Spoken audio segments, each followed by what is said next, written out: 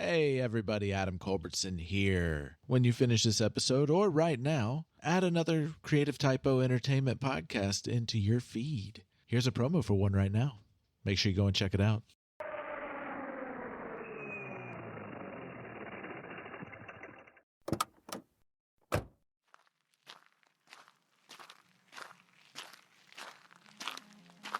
Hi, excursionist. I'm Nari.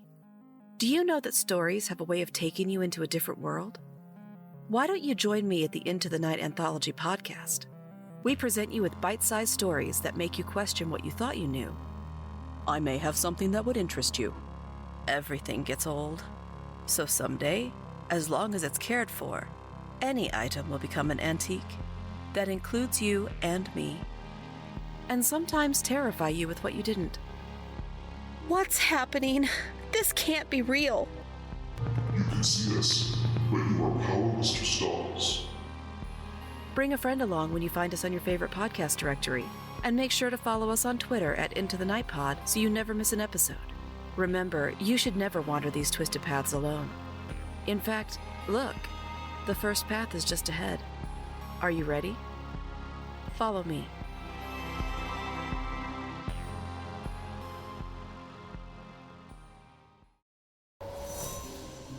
Steal your mind for eldritch horrors of the universe unknown. For what is to follow is a tale of intrigue, mystery, and madness.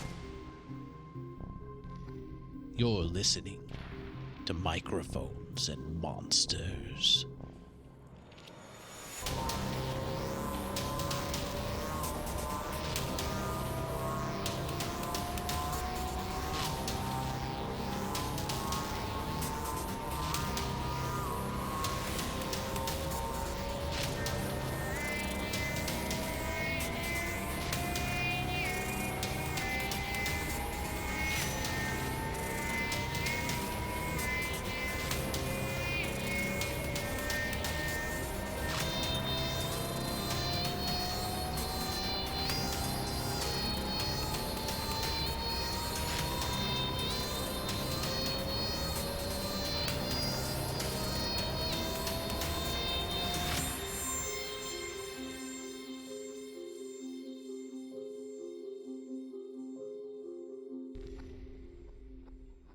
I'll go next. So, not a whole lot for me. Like I said, I think it's everyone's kind of the same. I don't know. Aleister might be a little different, but ability score and feat. And instead of an ability score, I took a feat, and I took a feat from the Cthulhu Mythos book called Mad Passion. When you make a Constitution saving throw or concentrate on a spell, treat a D20 roll of 7 or lower as an 8. So baseline Constitution saving throw is always going to be a 14 for me. Nice. And I can only go higher from that. So the other one, and this is the more important one, enchantments, dread, insanity in the incapacitated condition do not prevent you from doing any of the following: casting spells, using or giving bardic inspiration dice, making ability checks using arcana, history, nature, performance, religion, or Yog-Sothothery, making ability checks with artisan tools, or discussing any of the previous. However, you still can't perform actions you are physically incapable of, such as if you are petrified or unconscious. So that is the ability to still be able to cast spells while, stunned or anything like that is good. Mm-hmm. Yes. And with that, you also picked up Yog-Sothothery with your whole ordeal with dealing with the tablet and your transformation and cure. You picked up Yog-Sothothery knowledge. And then with the ability rolls on that, you basically, whatever your wisdom modifier is, it's minus that on the roll, right? No, like you've got it maybe exactly backwards. Okay. So your Yog-Sothothery rolls are exactly whatever your bonus is between your wisdom and your proficiency. Okay. Whenever you roll against dread, you have a penalty equal to your Yog-Sothothery bonus. Like not your bonus, but Cut in half, right? Okay. Well, it's It's cut in half, but it's specifically your proficiency cut in half. Yeah. So it doesn't count your wisdom when doing that. So in this case, I can use Yox's authority, but I'm not proficient in it. So I got a +1 stat for wisdom, so I would take a -1 for a dread save, right? Wait, okay, what is your Yogg-Sothoth authority bonus? It would be wisdom, right? I mean, what I'm trying to say is it just your wisdom? Are you not adding your proficiency bonus? Well, I'm not And if you're proficient not- in it. Yeah, though. he's not proficient in it. Well, If he's not proficient in it, then I don't think he'd be able to even roll it. I think that's one of those proficiency only things. okay, yeah. Oh, yeah. is it? I think. Yeah. Although, But I that being have- said, if it wasn't, then there was no reason you couldn't have rolled them anyway without proficiency. That's what I'm saying. Like, I just proficiency never did is because normally... of the negative the negative consequence of rolling low for one of those rolls. Well, yeah, and like, all I mean to say is rolling high. if Or you're rolling not high. including proficiency, you didn't really gain anything. Yeah, no, I'm gonna say you're proficient in Yogg-Sothoth. Okay. Like I'm giving you that. Oof. Yeah. Then that would He's giving you a dread. Because like so all the that- knowledge, okay, so all the knowledge that you had in your head during that entire thing and all the fugue states, you retained some of it. which is Um, cool. so I like that's- that. That's good. I just have a -5 against dread now. Well, no, it's half. No, half of it. It's So half 2. and only your proficiency bonus. Yeah. Oh, your So it's- proficiency. so I'd be -2. So, Minus right, 2, yeah. exactly. Okay. Oh, Got it, hold cool. up. So I've got a wisdom mod of +2, and I have a proficiency bonus of 4. So does my Yogg-Sothoth just cancel out my wisdom? Yes. when yes. I roll? Basically, So I unless you're essentially just proficient roll a in will D20. saves, Yep. then Oh, Yeah. I thought that it was half of what my Yogg-Sothoth was, and so I've been doing a -1. It's Okay. it's, I don't it's only think any half of of what those your times I would've proficiency is. saved against probably dread, wouldn't so it matter. shouldn't matter. They So I were just roll a pretty- D20 they were and like- that's my dread. Yeah. Yeah. Got it. Next thing I'll do is I will go to Victor. Okay. Hey, how you doing? Was expecting that. Victor, so I don't know if you remember or not the item that I created for Aleister. Well, I say created for Aleister. I'll say prototyped with Aleister. Seemed to be fairly successful and useful. I don't have the ability to make any replications similar to that right now, as I'm a little taxed. I can only hold on to so many items with my own power that I have now, based on my own infusions and some other creations. That being said, I have been doing these replications for so long that I kind of feel confident that I can create the item in its originality, like the actual item itself, and not a replica. And I do have some options. I'm just kind of curious as to what you would want. What are my options? What sort of options do I have? Really, the sky's the limit. The one thing that would be easier for me, because one of the class features for Artificer is, I think it's called Magical Adept. Let me look it up real fast. Magic Item Adept. I can craft a magic item of common or uncommon rarity. It takes me a quarter of the time to create and costs half as much usual gold or resources in this game. Okay. So Is there anything that can boost my wisdom I was looking by at up. least +2? That probably not by +2. Okay, yeah, because a +2 on my wisdom. Another 2 on my wisdom would increase my key save and my own So defense. ones that I was looking at is the same thing that Aleister has, which is the gauntlets of power, which would bump your strength score up to 19 as long as you're wearing it and Cool. attuned to it. That's also another thing. You have to be attuned to Yeah, them. I'd have to unattune from my fedora, but I don't keep that attuned all the time. The other option is winged boots. Ooh, what does that do? Basically, wing and boots. when you wear the boots, you have a flying speed equal to your walking speed, which is very good for you because you have a very fast walking speed. I could fly 60 feet. Yes, you could. Ooh. You can use these boots to fly for 4 hours all at once, or in several short flights. each one using a minimum of 1 minute from the duration, which is essentially a fight. I will do it every other minute for 8 hours. If you are flying when the duration expires, you descend at a rate of 30 feet per round until you land. That's no problem. I got a slow fall of 60. Another reason why I thought it was a good idea. The boots regain 2 hours of flying capability every 12 hours they are not in use. Like 2 hours of flying every hour they're not in use. 12 hours they're not in use, sorry. Oh, okay, that makes more sense. Whew, do I want to be strong or do I want to fly? And the only reason I bring this up is because we were in the situation, we're in the pyramid, and you use the wraps, but this would basically bypass that check in a way. And there's other applications. Flying is very good to have. Yes, sorry. Think on it and then message me in Discord. Or if you find another idea, just shoot it my way. I think Victor's gonna fly.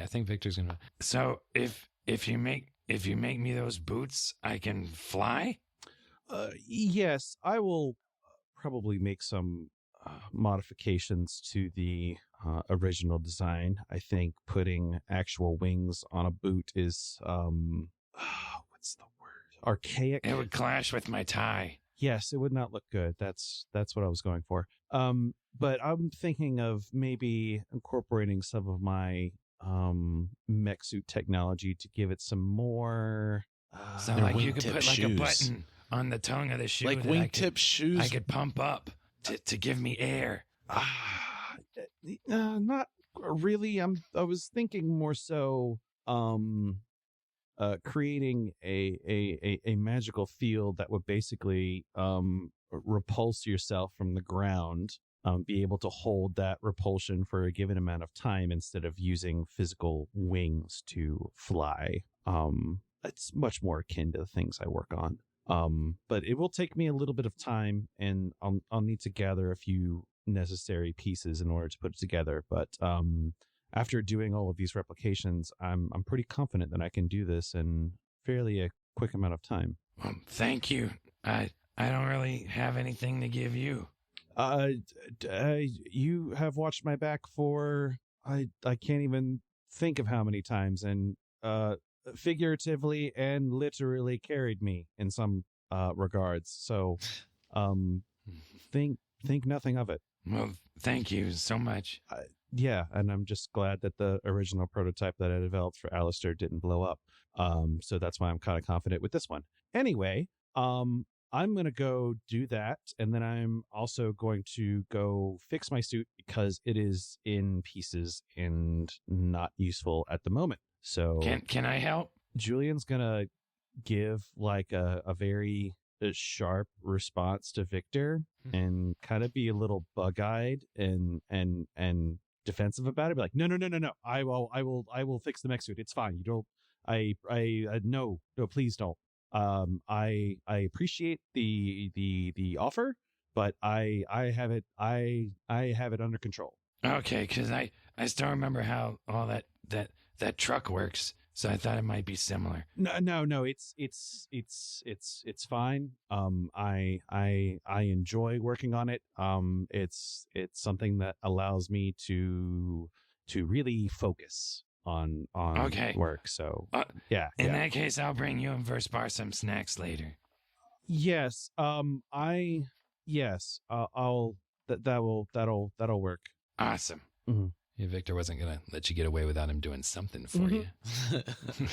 And yeah, I will go ahead and start working on assembling the mech suit again and affixing the lightning gun to it, and basically putting everything that came off during the star spawn incident. I am actually not going to tell Verspar about the suit. I'm actually going to take steps to not tell her about the suit and not ask for her help in fixing the suit. Okay, so you're gonna go out of your way to tell Sarah don't get Verspar on the ship to work on the suit. Yes. Also, since you brought it up, Stephen, about the going shopping, y'all do have access to Dark City shops to where you could buy stuff in the Technomancer book. Cool. I'll double check that and make sure there's nothing I want to buy, and I'll just let you know later if I end up getting anything. I got a lot but of y'all the stuff have that I wanted access last to time, Dark but- City. Okay. Yeah. Yeah, you get 6 more fire extinguishers just in case, you know. Those are handy, man. You never know. What were you gonna do with your rebuilding the suit by yourself, right? Yes. For for starters, I can walk around. I'm not kind of like that's not really an obstacle that I have to get around in terms of working on it. So I can move around freely and things like that. I don't want anyone to touch the suit anymore. I'm a little guarded and more obsessive about it. Okay. I'm gonna make some slight alterations to the suit's appearance, going for a more light brassy / green coloring and finish to it, similar to the way that the lightning gun looks. Okay. And I will actually add in some of the runic symbols and some of the language on both the Yithian gun and things that I remember from the tablet as well. Okay. In Racing Stripe.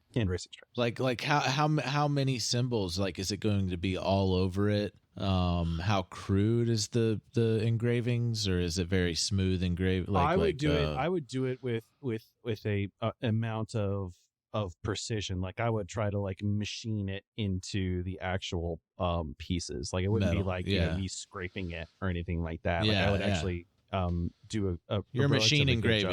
engraving. Yeah. I would put it on the shoulders. I would put it on the chest plate and back, and the around the crown of the helmet of the suit. Okay, and it's like a string of runic it's symbols, not just and like a different random, ones in each place. Yeah, it's a very sequenced set. It's not something that's just like randomly filling up the space. Like there is purpose to it being there. Yeah. Okay. And yes, and then I will after I finish assembling and modifying the suit and putting all of that decorative I'll call it decorative flair at the moment. I'll start working on the flying boots for Victor. Okay. And I guess you can let me know how long and what amount of money converted to resources I would need to create that. Okay. Is there anything that you would need to buy to do that? That you would think? Yeah, I would ask I'd probably go to the ship's engineering team and see if they have any replacement parts similar to how how the ship basically travels through the Dreamlands. They don't have to be like, the engines themselves, any parts just related to the engine. And by that merit, I will reverse engineer those parts and then using my own magical ability, reintegrate them into the boots to allow them to travel, at least vertically and horizontally, the same way that ship does within the boots. Okay. I'm going to say like going, cause you would be able to go into Dark City as well. Yeah, that's true. Cause you're pretty confident you can get, some of the components that you need from there. I wish Nitz since was you're here. kind of enhancing them. I would ask Nitz for these parts, if anything. You're able to buy, what you need with 100 gold's worth of credits, which Perfect. I think was like, how much was that? Like 10,000 credits. Yeah. Is that the conversion rate? Yeah. Yeah.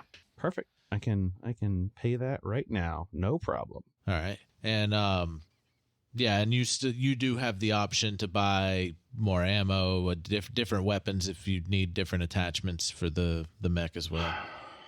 Which that would be separate from the components to change your parts, or the engine, or to. Yeah, I didn't actually. I didn't consider that we would have access to the Night City items or Dark City items. Sorry, legally distinct. Do not steal. I'll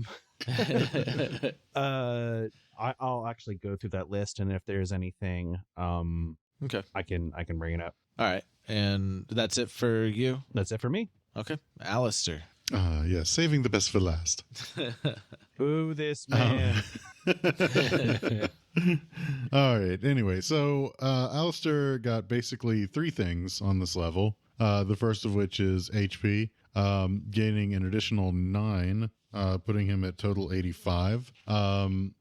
The second thing is feet, which, I know a choice between ability point and feet. Went with feet. Yeah. So the feat that I'm selecting is Metamagic Adept. What that does is allows me to select 2 metamagics, which I'm selecting Empowered Spell and Quicken Spell, and it gives me a sorcery point pool of 2, which I do not get the actual sorcerer thing to be able to convert spells into that pool. So the only way that those refresh for me is on long rest. So I basically get 2 points per day. Empowered costs 1. Quicken costs 2, so I can either quicken 1 spell or empower 2 each day. Nice. For the uninitiated, like Quicken means that I can cast a spell as a bonus action instead of a standard action, which for makes it very spells good. that have a standard action cast.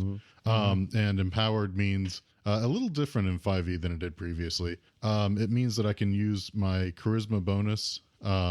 Basically roll a number of dice up to my charisma bonus over again in the damage of the spell. So I would roll all the dice, like say if I were doing Moonbeam, I roll 5d10. I would roll all 5 of those d10, and then I can choose up to 5 of them or any number of them to reroll, but I have to take the second result. So probably only really going to be rerolling the lower die results if I do that. Makes sense. But anyway, the third thing is I actually get another Eldritch Invocation for Warlock. And I found a pretty interesting one that may change how I do things a little bit in combat. But it's Maddening Hex. Basically, as long as I have, in my case, it's just the spell Hex in effect on a target, then it gives me the ability to use a bonus action to deal 5 psychic damage to the target and any creatures within 5 feet of it.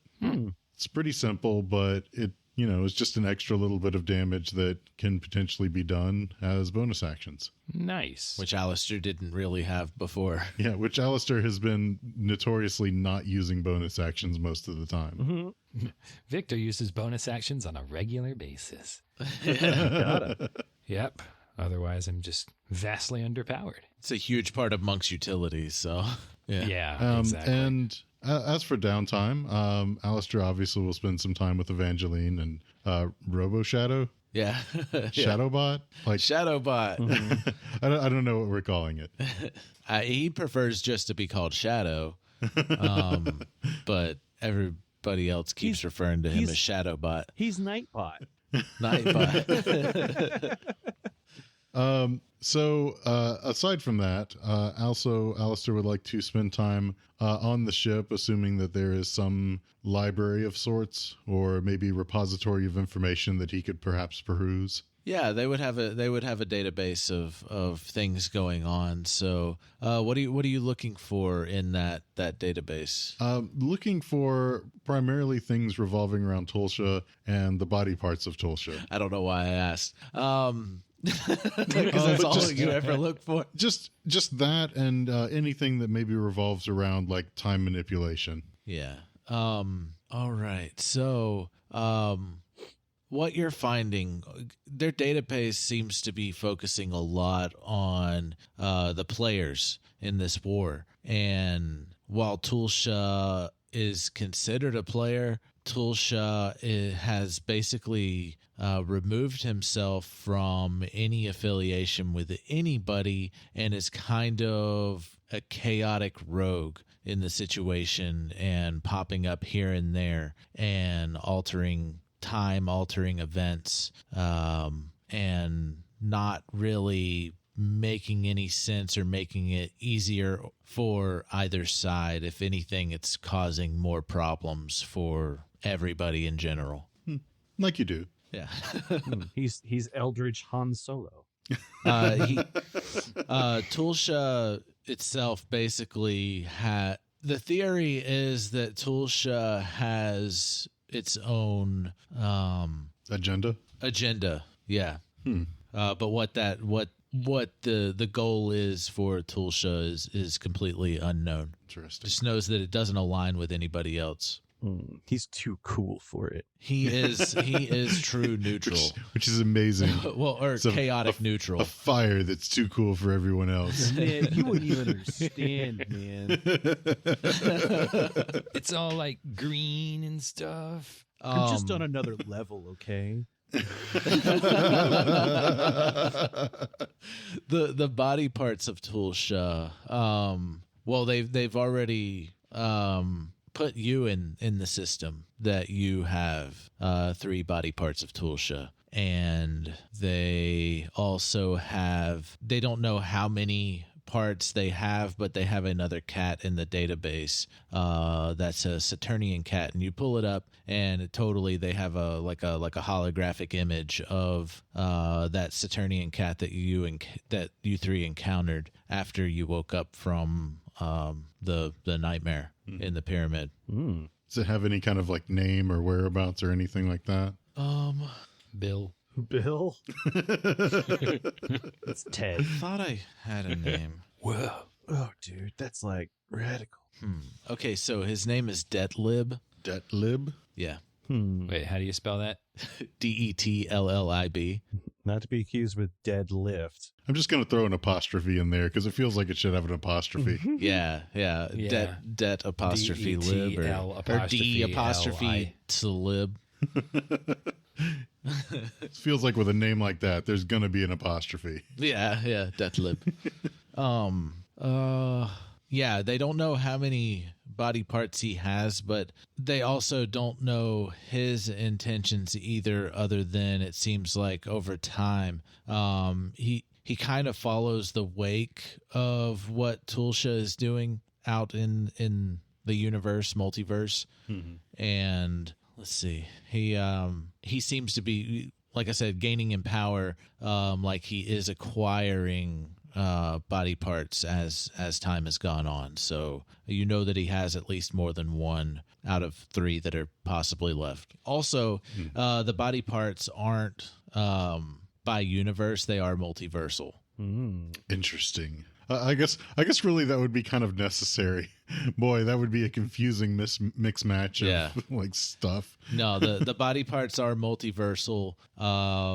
Also, it seems like this crew and the Empire in general are multiversal, or at least as a major entity, kind of similar to what the organization that y'all are a part of that kind of goes all over the place. But so you're saying, at least according to what I'm finding, that there's not like some alternate version of Salz's or or of was it Lunmei? Yeah. And like I guess kind of Ulthar falls under that as well. Yeah. Interesting. So Ulthar is multiversal as well. Yeah. Cool. Neat. Never would have expected that. Ulthar would. I expected that. That's how he talks. Hadn't heard from you in a while. Yeah, but I think that pretty much sums up Aleister's downtime plans. Yeah, and whenever you were spending time with Shadowbot and Evangeline, some of that time was spent on Quarrels, the ship, and she was taking in all the technology and all that kind of stuff, basically learning how everything works on the ship, as well as Shadowbot even jacking into the ship to instantly get knowledge of how things work to help Evangeline. So like he like brain jacked Quarrels? Yeah. That's concerning. And why? And Woohoo. and let's see what else. Yeah, all of you would notice that if you've gone on the ship or been on the ship, there are Dreamlands cats everywhere now, and they've been assisting with repairing Quarrels. They have been taking off from the planet and coming back with parts and things to like help flying rebuild on ships him. or just like No, jumping? Dreamlands cats Just jumping. Yeah, just jumping around. You know how Jump it is. around. Just jump up. just jump jumping up, around get on down. Nimble Bimble. Yeah. Jump. Jump. Also, crew members have been placing terraforming pods in the general area of the ship for whenever the ship takes off again. It could begin to terraform the planet. Neat. Cool, dude. I mean, this planet wasn't really my primary concern, but that's good for them. Damn. Yeah, I was just saying things that are happening that you would notice. That is not not like there's- something that Victor would say. No. But I mean, let's not kid around. Who gives a crap about this planet? There's no one there anymore. It's like the entire planet is dead. What are you gonna do? It's like the one. It's like one. No, bit they're gonna- from Chronicles of Riddick. Like, we're done with this world, and we just They're take making off it and not blow it up. dead. And also, you know that Crozel's people can return to this planet after it's given Cleansed. life again. All right, the bug dwarf unit. Mhm. Yeah, He was cool, albeit grumpy. he was an absolute unit. He was an absolute unit. This is true. Naturally All right, being did you figure out anything from the store? Would Aleister go back and buy anything inside of Dark City? With his current like cash situation, probably not. No, it's not 2 million. Nope, not quite there. He only needs 2 million credits. Or find another umbrella. Yeah, or find another umbrella. Is there an umbrella on the ship laying around that he could just trade? No. I mean, I don't This is suppose if totally we an went Eldritch back there umbrella. would be new items in the shop. Might be. Not current, just the current list of items that you had. Oh, I meant like the creepo guy shop. Yeah. Yeah, that's what I'm saying. The items that were available last time are still available. There's know. another Okay. cooking spot. You can get a second cooking spot. You Yeah, can I get bought both another. items. You can get I another I one could of keep myself the from tater getting tot wet. generators. Good. I can make tater tots. It's easy. Yeah, but think about how many more tater tots you could make if you get multiple of those ovens. Yes, you can Yeah, make but- tater Little tots, but can you boxes. make tater tots instantly? Instantly, do you have a tater tot No, but- button? I Ju- literally Julian- have a thing that goes boop. If I need tater tots, I'm sure I could just ask Julian and he could hit the button for me. It like, literally expends But no but why? Mm. But why have infinite tater tots when you can have 2 times infinite tater tots? It's very Victor does need tater It's tots. a very good point. Very good point. So there was that mask. There was a bandolier. Wait, mask? What mask? There was a mask. There was images. Yeah, the Julian mask. The mask. I mean, it wasn't for Julian. No. I don't know. I was. I mean, not considering necessarily, making no. my metamorphic Dow balanced so I could throw it, but I don't think I can because it's already magic. Plus, throw my sword. What? I got to get it back. It's got magic healing on it. Throw my sword. I could get a chainsaw. Yeah, what was left? There was the bandolier. There was that mask that was on a mannequin. I think those were the last 2 things that were left there. Yeah. The guy's stock was kind of low. I mean, there was a lot of stuff in there, but those were the 2 big things that like kind of stood out different, yeah. that weren't just like little tchotchkes. Let's see. If you don't have anything now, we can try and do like a big trip this season to there, and maybe I can come up with more items. I mean, I'm sure there's a bunch of other odds and ends stuff there, like a magical coin that's magically balanced to have exactly 50-50 odds. Yeah, there's a I- lot of shit like that where it just it doesn't. Yeah, I'll glance through it. I like the shock baton. It just does 1d8 lightning damage, just in case I needed to do lightning damage. I just pull it out and go zap. I'm just jealous of Julian. Oh, you want to do So I lightning find, like, damage? No, it's fine. You can do lightning damage. I'll just keep hitting things with my magic wraps. I have the javelin of lightning that can be made, but it's only a one-use thing, though. I'd rather. Oh, I did put the descriptions for them. I did put the bandolier of booms and the vape of winds on underneath the images. Wait a second. Hold on. This javelin, how much damage does it do? Not a lot. Okay. Well, then don't worry about it. 4d6 lightning damage. It's not bad, but for one-time use, unless it's easy for you to make. Well, I mean, it basically, so it's a javelin, like it's a magical javelin, but you can throw it, or you can you basically throw it and then you speak, the activation word and bolt the lightning strikes it. Okay. But what's after the you use throwing it, distance? Standard throwing distance. 20-60? It was 120. Actually, hold on. Let me read the description. The javelin is a magic weapon. When you hurl it and speak its command word, it transforms into a bolt of lightning, forming a line 5 feet wide that extends out from you to a target 120 feet. Each creature in the line, excluding you, and the target must make a DC 13 Dex saving throw, taking 4d6 on a failed save, have as much on a successful one. The lightning bolt turns back into the javelin when it reaches the target. Make a ranged attack against the target. So basically, like it's a javelin throw, and so it does a lightning bolt, and then it does a regular javelin throw. And if you hit them, they take damage from the javelin plus 4d6 lightning damage. So in theory, if you hit everything, you would do 8d6 lightning damage one time. But then it's no good anymore. Yeah, after you that, have to go get it back. Yeah, after you that, have to collect wait it until the next day to use it. Okay. Mm-hmm. And you have to collect it. Like you have to go back and grab it to get it back. If it's easy to make and cheap, sure, why not? But if not, don't worry about it. I'm already working on your boots, man. Come on, I only have so many hours in the day. That's what I'm saying. I'd rather have those. I'd rather be able to fly 60 feet a turn than throw a magic lightning javelin once that does about the same thing as your lightning gun. That's what I was thinking too. So yeah, okay, we do that. Oh, I'm sad Victor won't be buff.